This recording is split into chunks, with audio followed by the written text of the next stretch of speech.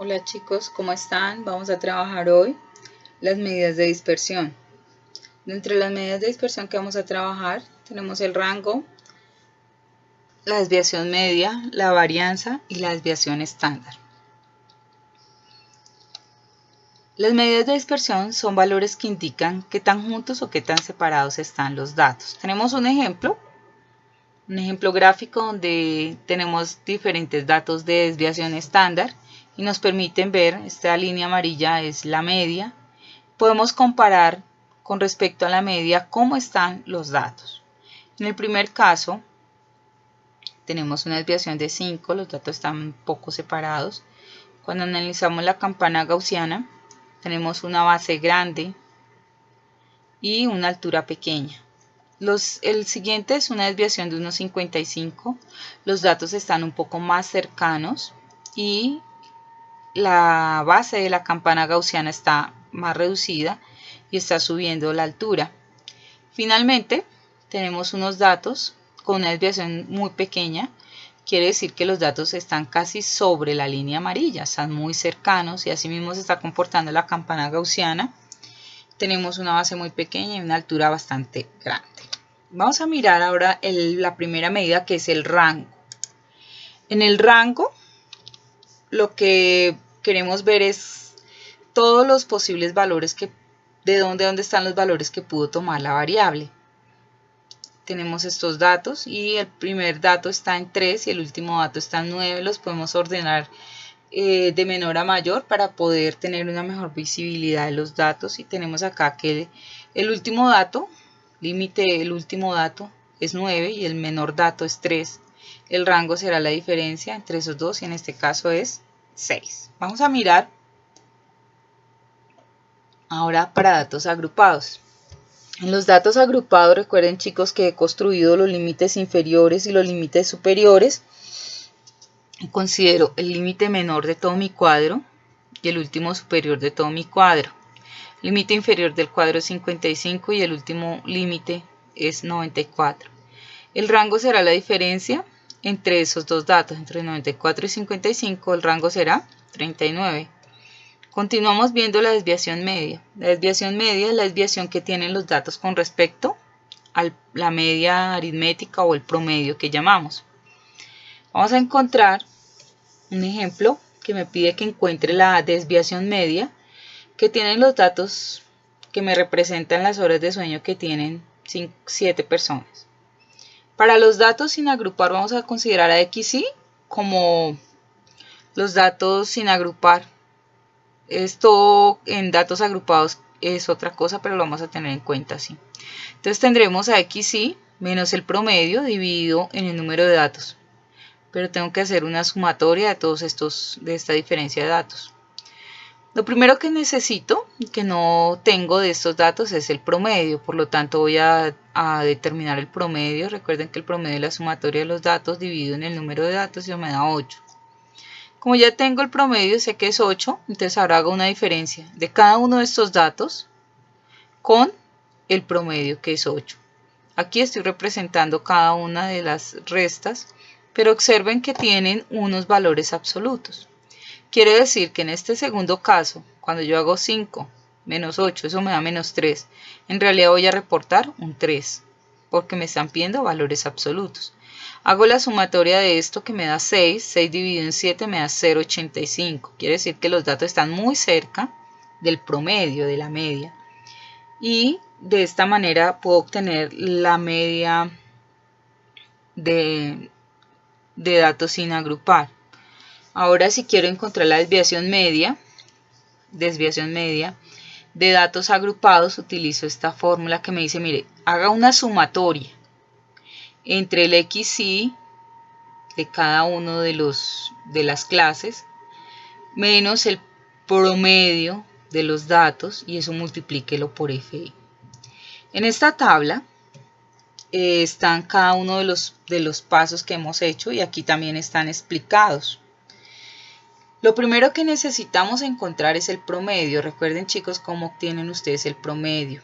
Lo primero que tenemos que tener claro es el XY. ¿XY quién es? Es la suma de estos dos datos dividido en 2, que para el primer caso sería 58,5.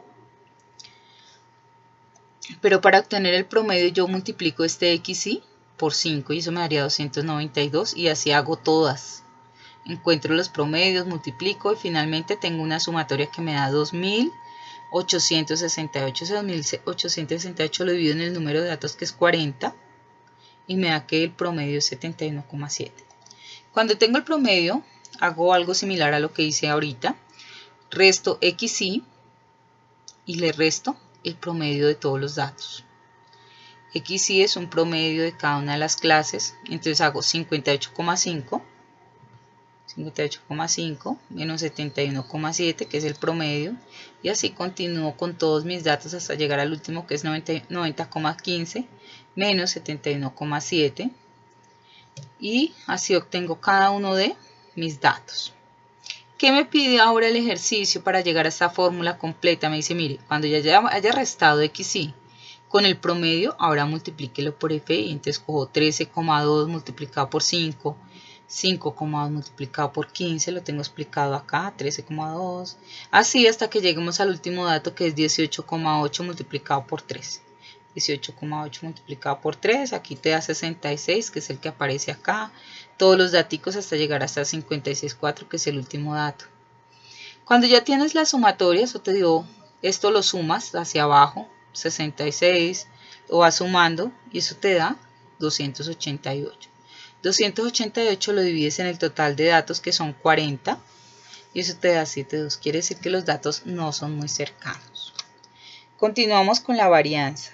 La fórmula de la varianza es muy similar a la anterior. La varianza nos indica lo mismo con diferencia al promedio aritmético, qué tan cercanos están los datos, pero la varianza es un dato cuadrado.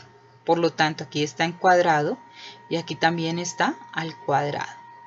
¿Qué es lo que voy a hacer? Aquí tenemos las dos fórmulas para datos sin agrupar, para datos agrupados. Entonces, ¿qué es lo que voy a hacer? Voy a encontrar, tengo un ejemplo aquí que me piden que encuentre la varianza para datos sin agrupar, es decir, son poquitos datos.